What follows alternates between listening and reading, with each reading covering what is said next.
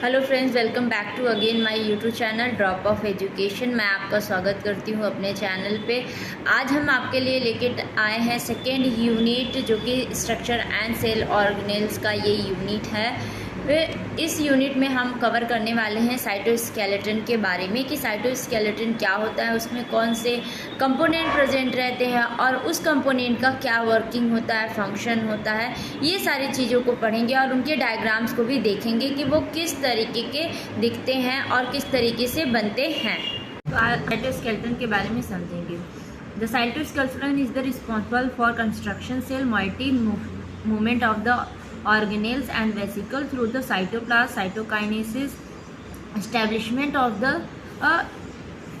intracellular organization of the cytoplasm, establishment of cell polarity and may other function that are essential for cellular homeostasis and survival। यानी कि सीधे सीधे कहने का मतलब ये है कि साइटोस्केलेटन एक ऐसा रिस्पॉन्सिबल कंस्ट्रक्शंस को कराता है जो कि कई सारे मूवमेंट को और मोबिलिटी को सेल ऑर्गेनेल्स में प्रोवाइड किया जाता है। और ये जो साइटोस्केलेटन होता है ये साइटोप्लाज्म या साइटोकाइनेसिस में देखने को मिलता है। साथ ही साथ इसमें इंट्रा सेलुलर ऑर्गेनाइजेशंस भी देखने को मिलता है जो कि कई प्रकार के पोलैरिटी को भी डिफाइन करने में और कई सारे फंक्शंस को करने में भी हेल्प। अगर हम साइटोस्केलेटन के कंपोनेंट की बात करते हैं तो 3 टाइप्स के कंपोनेंट इसमें देखने को मिलते हैं। जो पहला कंपोनेंट होता है इसे हम माइक्रोफिलामेंट के नाम से जानते हैं। दूसरा जो कंपोनेंट होता है उसे हम माइक्रोट्यूब्यूल के नाम से जानते हैं। और तीसरा जो लास्ट कंपोनेंट होता है वो इंटरमीडिएट फाइबर या फिर हम इसे इंटरमीडिएट फिलामेंट के नाम से भी जानते हैं। ये 3 ऐसे इम्पॉर्टेंट कंपोनेंट है जिनसे कि साइटोस्केलेटन जो होता है वो मिल के बना होता है। अब सबसे पहले हम समझते हैं कि माइक्रोफिलामेंट क्या होता है। तो जब माइक्रोफिलामेंट की बात की जाती है तो ये एक तरीके का साइटोस्केलेटन फिलामेंटस स्ट्रक्चर होता है जो कि कई सारे ये चीज़ों को कराने में हेल्प करता है। खासकर माइक्रोफिलामेंट में आपको एक्टिन के मूवमेंट देखने को मिल जाएंगे जिसे हम एफ एक्टिन के नाम से भी जानते हैं। साथ ही साथ ये जो एक्टिन होता है ये ग्लोबुलर एक्टिन यानी इसे हम जी एक्टिन मोनोमर्स के नाम से जानते हैं। और ये मोनोमर्स कई सारे पॉलीमराइजेशंस को कराने में हेल्प करता है और इस तरीके के पॉलीमराइजेशन को हम जी एक्टिन के नाम से भी जानते हैं। नेक्स्ट बात करते हैं कि ये जो कंपोज जो होता है ये हेलिकली क्वाइल्ड से होता है और इस हेलिकली क्वाइल्ड को हम एफ एक्टिन के नाम से जानते हैं। नेक्स्ट है it has also been show that the microfilament stand have positive and negative ending that contribute to the regulation of filament at both end. यानी कि कहने का मतलब ये है कि इस माइक्रोफिलामेंट के पास 2 एंड प्रेजेंट होते हैं, एक पॉजिटिव और दूसरा निगेटिव एंड होते हैं जो कि कई सारे फिलामेंट को रेगुलेट करने में हेल्प करते हैं।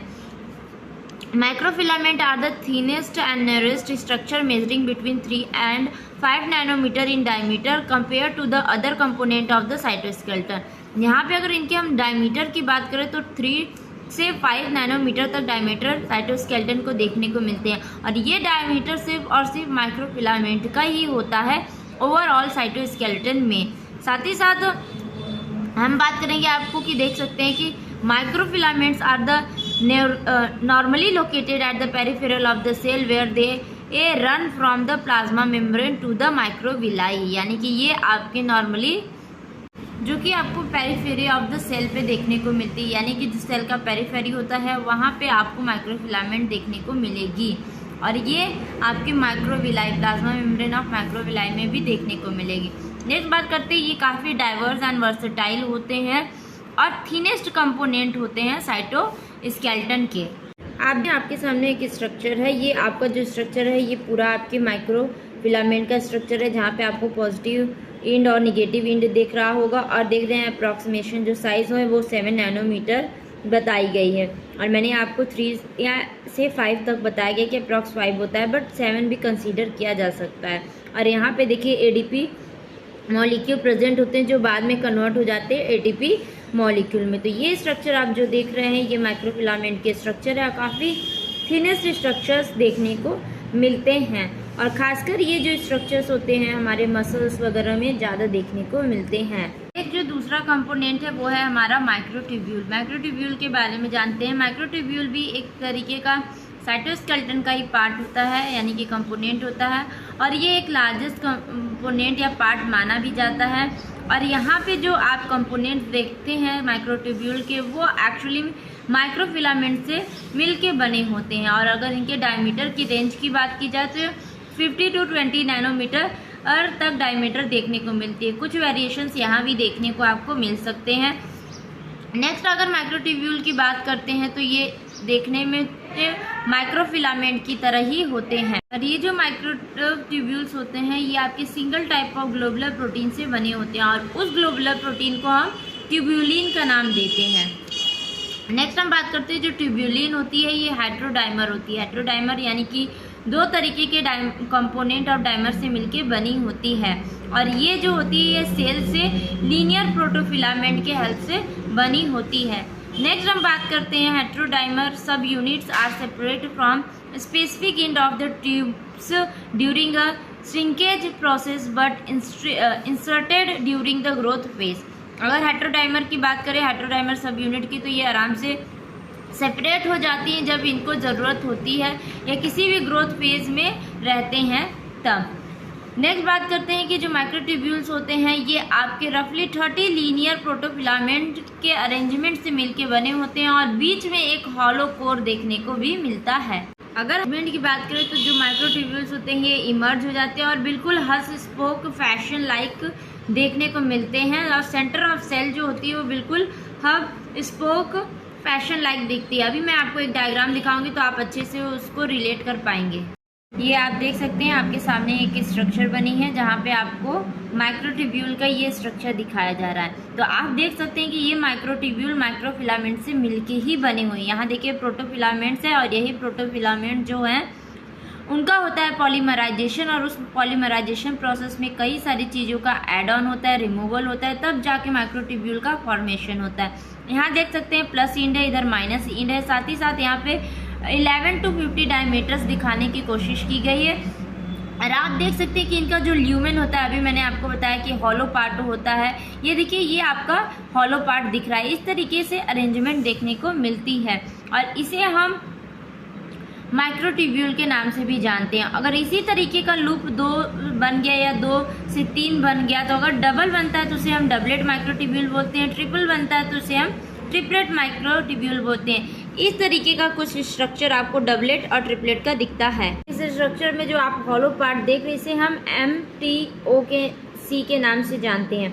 यानी कि MTOC क्या है, ये हमारा माइक्रोट्यूब्यूल ऑर्गेनाइजेशन सेंटर है, इसी को हम ऑर्गेनाइजेशन सेंटर भी कहते हैं। और ये जो आपको देखने को मिल रहा है ट्यूबुलिन या फिर ट्यूब्यूल हम कह सकते हैं, इसके फॉर्मेशन में गामा ट्यूबुलिन जो होती है वो आपकी हेल्प करती है इस तरीके के फॉर्मेशन को बनाने के लिए। और जो आपने ये वाला डायग्राम देखा था, इस डायग्राम को बनाने में सबसे पहला जो प्रोसेस जाता है वहाँ पे हम अल्फा बीटा पॉलीमराइजेशन कराते हैं। देन आफ्टर पॉलीमराइजेशन के बाद जीटीपी का हाइड्रोलाइसिस होता है। जीटीपी के हाइड्रोलाइसिस के बाद आपका ट्रेड मिलिंग प्रोसेस होता है। उस ट्रेड मिलिंग प्रोसेस के बाद डाइनिन एंड काइनिन जैसी चीज़ें बनती हैं जहाँ पे इस तरीके का कंपोनेंट बनना भी पॉसिबल होता है और यही पार्ट आपका माइक्रोट्यूब्यूल कहलाता है।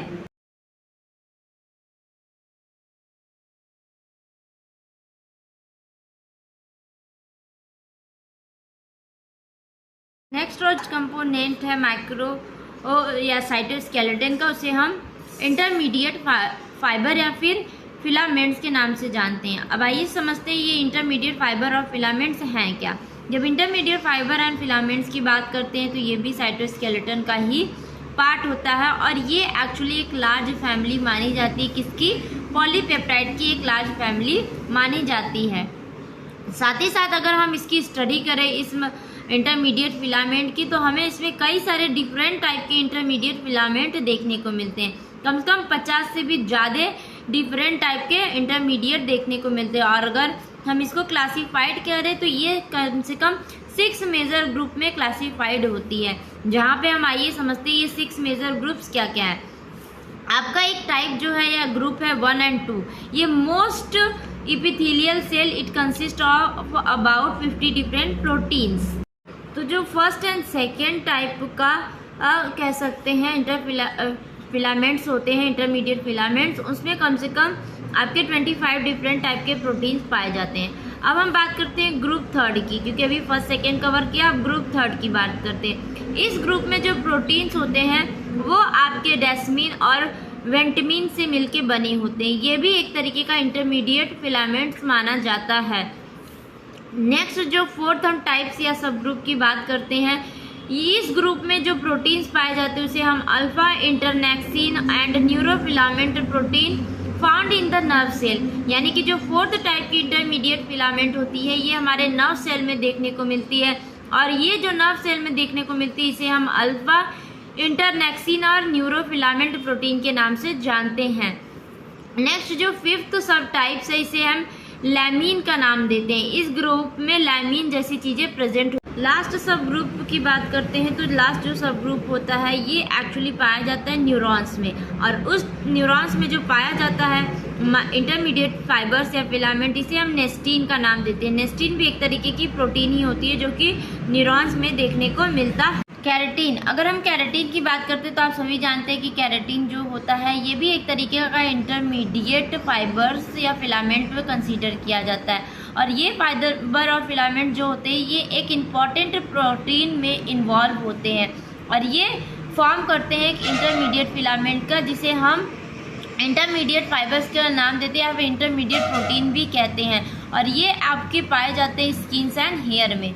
नेक्स्ट बात करते हैं कि जो हमारा इंटरमीडिएट फिलामेंट होता है अगर हम इसके डायमीटर या रेंज की बात करते हैं तो 8 to 10 नैनोमीटर डायमीटर्स इनका देखने को मिलता है। ये जो वर्ड आया है इंटरमीडिएट फिलामेंट ये इसीलिए आया है क्योंकि ये रोप लाइक स्ट्रक्चर्स देखने को मिलता है in between of the cells and tissues कह सकते हैं, वहाँ पे हमें देखने को मिलता है। और साथ ही साथ ये जो आपके इंटरमीडिएट फिलामेंट होते हैं ये कई टाइप्स के सेल्स में देखने को मिलते हैं, और खासकर ये हमें न्यूक्लियर सरफेस, और ये इंटरमीडिएट जो फिलामेंट्स होते हैं ये आपके न्यूक्लियस सरफेस पे देखने को मिलते हैं सेल मेम्ब्रेन के। आप देख रहे हैं जो आपके सामने एक कह सकते हैं डायग्राम से मॉडल प्रेजेंट है। ये मॉडल आपके इंटरमीडिएट कंस्ट्रक्शन का है कि किस तरीके से इंटरमीडिएट कंस्ट्रक्शन का फॉर्मेशन होता है। सबसे पहले इस कंस्ट्रक्शन के लिए मोनोमर का फॉर्मेशन होता है। वो मोनोमर जो प्रोटीन होती है इंटरमीडिएट फिलामेंट रहती है वो कन्वर्ट होती है डाइमर में, और किस तरीके के डाइमर्स को बनाती है ये हेटेरो एंड होमो डाइमर दोनों को बनाती है। इनका कॉइलिंग होता है, फिर उसके बाद यही कॉइलिंग होने के बाद ये टेट्रामर में कन्वर्ट हो जाते हैं। जब टेट्रामर में कन्वर्ट हो जाते हैं तो इनके अंदर किसी भी प्रकार की कोई भी लैक ऑफ स्ट्रक्चर पोलैरिटी जो होती है वो देखने को मिलने लगती है। देन उसके बाद ये टेट्रामर आपके प्रोटोफिलामेंट में कन्वर्ट होते हैं, और जब ये प्रोटोफिलामेंट में कन्वर्ट होते हैं देन आफ्टर प्रोटोफिलामेंट के बाद ये इंटरमीडिएट फिलामेंट में कन्वर्ट होते हैं। तो ये आप जो प्रोसेस दे रहे हैं monomer, dimer, tetramer, protofilament and intermediate filament ये कंस्ट्रक्शंस को बताते हैं। हम बात करेंगे फंक्शन ऑफ साइटोस्केलेटन की, क्या फंक्शन होता है साइटोस्केलेटन का। सबसे मोस्ट इम्पॉर्टेंट फंक्शन जो होता है ये मूवमेंट ऑफ सेल में काफ़ी अच्छी तरीके से हेल्प करती है। अगर ये मूवमेंट ऑफ सेल नहीं करवाए तो बहुत सारी चीज़ें ना हो पाए। नेक्स्ट ये माइक्रोफिलामेंट जो होती है ये पुल करती है वेसिकल कंटेनिंग इनगल्फिंग पार्टिकल्स को सेल ड्यूरिंग इंडोसाइटोसिस, यानी इंडोसाइटोसिस प्रोसेस में भी माइक्रोफिलामेंट जो होती है वो हेल्प करती है जो आपके टॉक्सिक सेल्स वगैरह होते हैं उनको इनगल्फ करवाने में। नेक्स्ट ये हेल्प करती है जो आपकी साइटोस्केलेटन होती है सेल डिवीजन में भी हेल्प करती है। साथ ही साथ ये कई सारे स्ट्रक्चर्स को होल्ड करके रखती है और सपोर्ट प्रोवाइड करती है। साथ ही साथ सेल को डिफाइंड शेप देने में भी हेल्प करती है। ये एक तरीके का काफ़ी इम्पॉर्टेंट फंक्शन है जो कि साइटोस्केलेटन करवाती है। तो आपने देखा इस वीडियो में हमने कवर किया साइटोस्केलेटन एंड कंपोनेंट, जहाँ पे हमने तीनों कंपोनेंट के बारे में कवर किया, microfilament, microtubule and intermediate filament, और हमने देखा इनका फंक्शन मैकेनिज्म किस तरीके से होते हैं। यहाँ पे अल्फा, बीटा, गामा, एक्टिन या ट्यूबुलिन किस तरीके से वर्क करते हैं, साथ ही साथ इसके फंक्शन के बारे में हमने कवर किया। नेक्स्ट हम आपको नेक्स्ट टॉपिक लेके आएंगे, और इसी तरीके से वीडियो को देखते रहें और ड्रॉप ऑफ एजुकेशन को सपोर्ट करते रहें, और आपके लिए नए नए वीडियो हम लाते रहेंगे। Thank you very much.